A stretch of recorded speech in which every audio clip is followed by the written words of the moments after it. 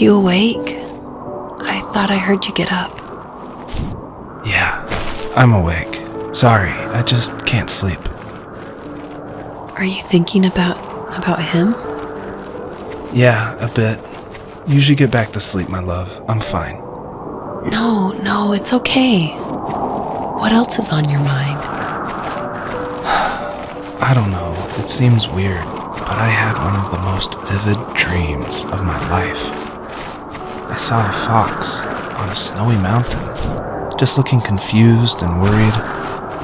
Those eyes. I can't get those eyes out of my head. She was running in the windy snow, looking for something. Do you think it has to do with you and what's been going on? I don't know. It was just a dream, Rachel. They're not meant to make sense. A lot's happened the past couple days, that's all. Well, if you're not going to sleep anyway, you should tell me. I want to hear. All right.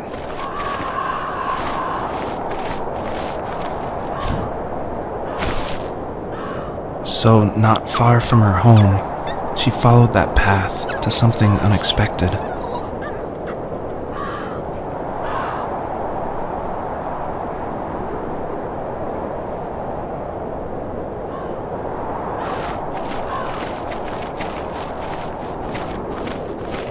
She couldn't stay, though.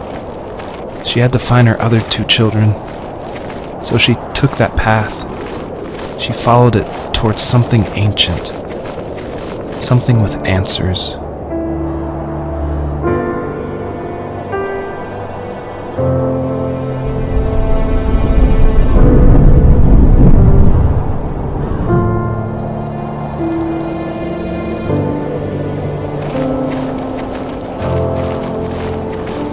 The fox looked high and low, searching for any sign of her cubs. Points of light showed the way to this ancient tree. It was as if each one had a story to tell, all their own. The land was trying to tell my story, too. I felt like I was right behind her the whole time.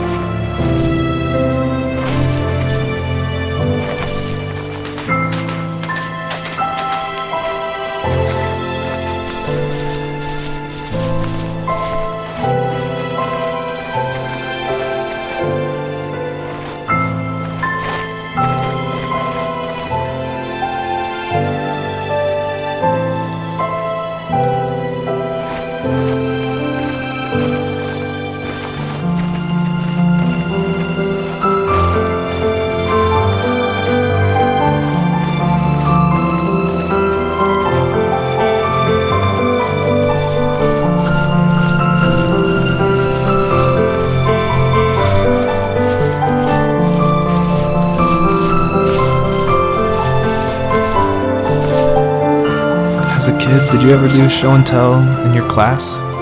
Yeah, I think I only did it once, when I was in the 4th grade. You know how my life was around then. I wanted to show my class what helped pass the time and distracted me, so I brought a dozen paper cranes I had made. I think I told everyone how badly I wanted to be a bird and fly, embarrassingly enough. Don't be embarrassed. Every kid wants to fly. For me, it was another toy from my dad, a wooden boat. I remember guarding it so carefully in my hands as I walked into class. When I sat down, a group of boys immediately made fun of it. They asked which trash can I found it in, or why an ugly log was my favorite toy. When I got up, I didn't even want to tell them my dad had carved it. I said it was a joke gift my friends had given me. Kids can be so cruel. Some of them are. I shouldn't have let them get to me, but it did. It's amazing we bounced back at all.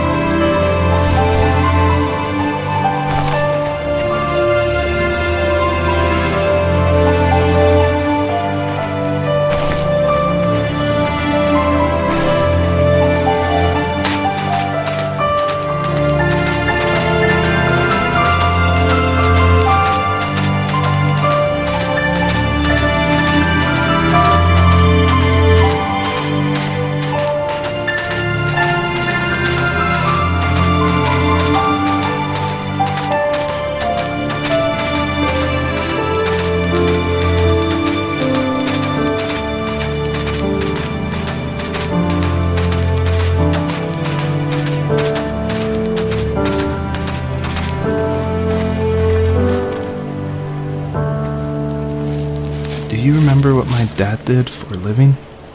Wasn't he like a lumberjack? That's one way of putting it.